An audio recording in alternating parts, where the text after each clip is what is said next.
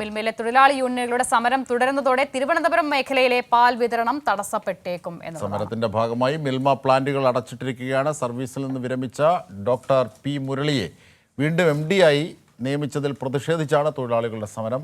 ഈ റിപ്പോർട്ടിന് ശേഷം news and വ്യൂസുമായി Sarathchandran ചേരും. അത് ഈ ദേശീയപാതയിലെ മണ്ണിടിച്ചിലുമായി ബന്ധപ്പെട്ട് രൂപപ്പെട്ട കുത്തിത്തിരിപ്പുകളുടെ രാഷ്ട്രീയങ്ങളൊക്കെ പൊളിഞ്ഞു വീഴുന്നത് അതാണ് എന്നത് ചർച്ചാ വിഷയം. അപ്പോൾ ആ റിപ്പോർട്ട് കാണാം. ഗുഡ് ഈവനിംഗ് കേരളം ഇതോടെ പൂർണ്ണമാകുകയാണ്. നമസ്കാരം.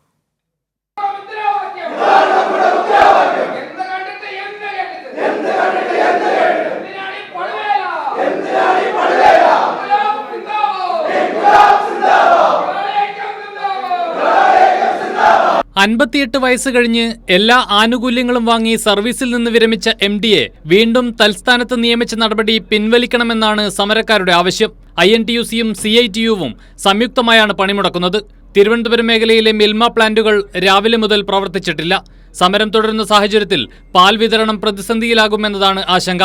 സമരം അവസാനിപ്പിക്കാൻ മാനേജ്മെന്റിന് താൽപര്യമില്ലെന്നും മെയ് 5-ന് നോട്ടീസ് നൽകിയിട്ടും ഇതുവരെ ചർച്ചയ്ക്ക് പോലും ക്ഷണിച്ചിട്ടില്ലെന്നും CITU നേതാവ് ഹരികുമാർ പറഞ്ഞു.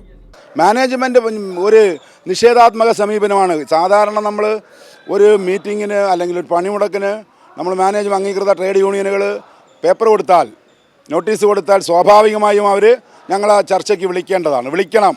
കഴിഞ്ഞ കാലങ്ങളിലെല്ലാം പഴയ മാനേജ്മെൻറ്റ് അങ്ങനെയാണ് ചെയ്തുകൊണ്ടിരുന്നത്. ഏതൊരു മാനേജ്മെൻറ്റായും വിളിക്കണം. പക്ഷേ ഇന്ന് മെയ് 5-ാം തീയതി നമ്മൾ നോട്ടീസ് കൊടുക്കുക. നാളെ ഇതുവരെയായി മാനേജ്മെൻറ്റ് ഒരു ചർച്ചയ്ക്ക് വിളിച്ചിട്ടില്ല. അപ്പോൾ അവർക്കിത് തീർക്കണമെന്ന മനോഭാവമില്ല. പുനർനിയമനം നൽകിയ MD ഡോക്ടർ പി മുരളിയെ പുറത്താക്കുകയല്ലാതെ സമരം അവസാനിപ്പിക്കാൻ മറ്റു പോംവഴികളില്ലെന്ന് തൊഴിലാളികൾ പറയുന്നു. കഴിഞ്ഞ ദിവസങ്ങളിൽ എത്തിച്ച സ്റ്റോക്ക് മാത്രമാണ് കടകളിലുള്ളത്. വ്യാഴാഴ്ച രാവിലെ 6 മണി മുതൽ പ്ലാന്റുകളിൽ നിന്ന് പാൽവണ്ടികൾ പുറപ്പെട്ടിട്ടില്ല. സമരം തുടർന്നാൽ തെക്കൻ ജില്ലകളിലെ പാൽ വിതരണം പ്രതിസന്ധിയിലാകും. തിരുവനന്തപുരം, കൊല്ലം, പത്തനംതിട്ട, ആലപ്പുഴ ജില്ലകളെയാണ് സമരം ബാധിക്കുക. കൈരളി ന്യൂസ്, തിരുവനന്തപുരം.